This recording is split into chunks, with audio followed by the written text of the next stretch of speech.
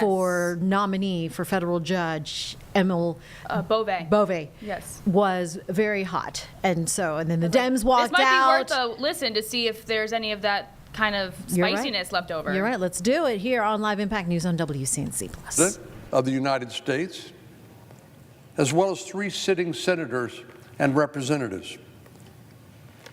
Moreover, the Smithsonian receives more than half of its funds, its operating funds, from the American taxpayer, from the federal government. It's pretty hard to make the case that this is an institution that gets a majority of its funding from Congress and is governed by a board of government officials is anything but a government entity. In fact, you can't make that argument because the evidence is all to the contrary. Furthermore, the institutions are structured much like other government agencies, headed by a secretary who oversees several undersecretaries. I don't know of any private corporations whose CEOs are referred to as secretary. Moreover, the Smithsonian Institution itself has argued time and time again in court that they are in fact a government entity. In a case called Raven versus Saget, a federal court agreed, ruling that the Smithsonian is a government institution through and through.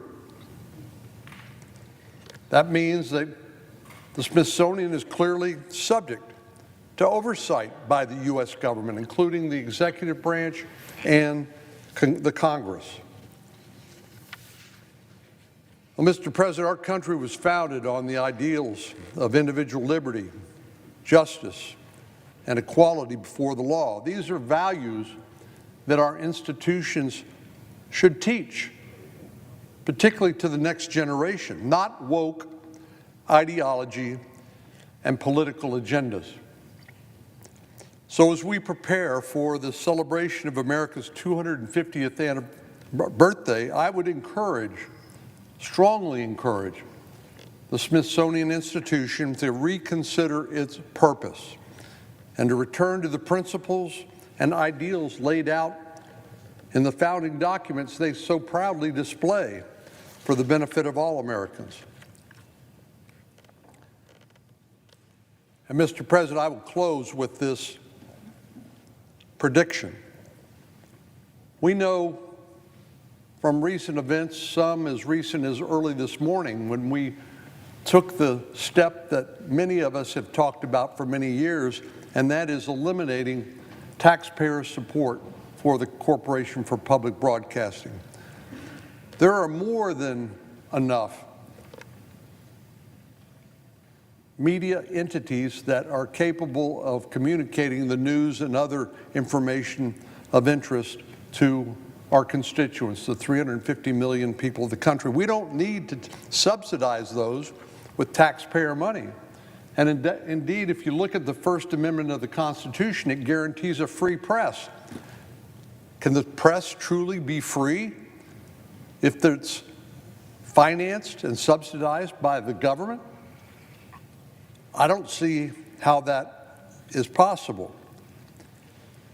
So starting early this morning with the vote on the rescissions package and the defunding, at least in terms of federal funds, private funds, donations, certainly fine. But we finally have begun the step of bringing accountability to the nation's capital. No longer will the bureaucracy simply take the taxpayers' money and do what they want, regardless of oversight by the Congress and the executive branch and the oversight, in essence, of the American people. Those days are over. Mr. President, I yield the floor.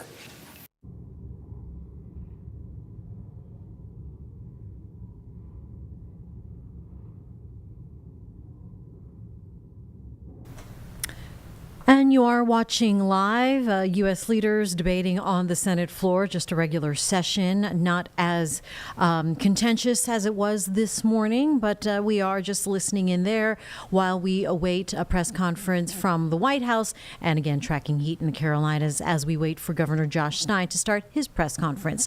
We continue to listen in on the Senate floor. So I rise today to both publicly and clearly explain my hold on this nomination, and to demand that the Trump administration release all remaining U.S. military forces from the unnecessary and political deployment to Los Angeles. Now, earlier this week, the Trump administration did announce that they would be releasing 2,000 National Guard troops from deployment.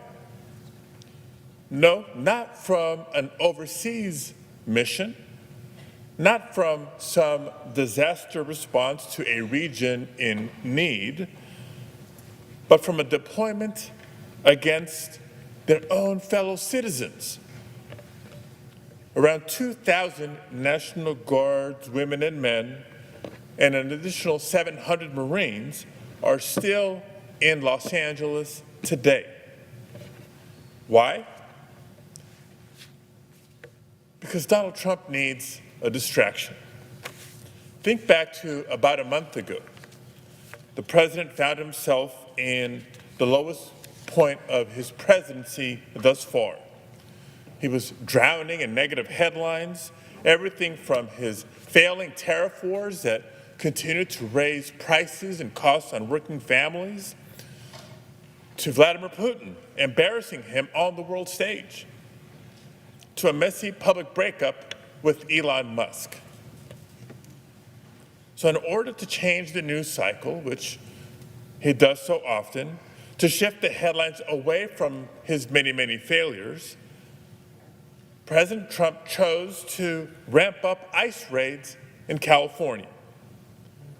And when Californians took to the streets to exercise their First Amendment rights by peacefully protesting, Trump responded by federalizing the California National Guard. And then later, the U.S. Marines were ordered in to intimidate the people of Los Angeles. It was the first time that the National Guard has been deployed against the wishes of the state's governor since 1965. None of these service members signed up to become a political prop. But Trump has put them in this impossible position that he knew would escalate tensions in the region and take them away from their critical missions elsewhere. And it's exactly why in late June, a few weeks ago, the head of the U.S. Northern Command requested that Secretary Hegseth return at least 200 troops from the National Guard's wildfire unit who were stuck in Los Angeles for Trump's political purposes. Because every day that those troops were unnecessarily deployed to Los Angeles was another day that their primary mission went unmet. We're talking about undermining firefighting and fire mitigation efforts as we are approaching peak wildfire season. This is dangerous and unnecessary. And because the Trump administration continued to keep thousands of troops in Los Angeles, 2 weeks ago, I exercised my constitutional duty as a U.S. Senator to advise and consent to nominations in order to block the nomination of Lieutenant General Thomas Cardin. Lieutenant General Cardin currently serves as second in command of Northern Command, the combatant command that has overseen Trump's orders to militarize Los Angeles.